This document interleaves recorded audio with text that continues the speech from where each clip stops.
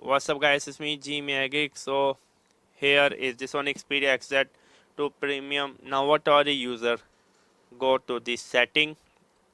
Once are you at the setting, go to the where account.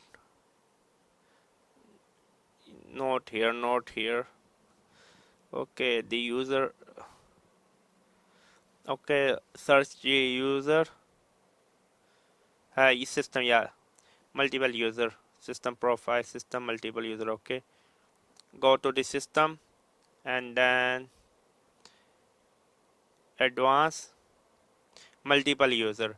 As you can see, you can add a guest or you can use multiple user, which means that multiple people can use the same smartphone. They can share the smartphone in the family. Check out the links in the description box below. It was me, Gmail. Subscribe. Bye.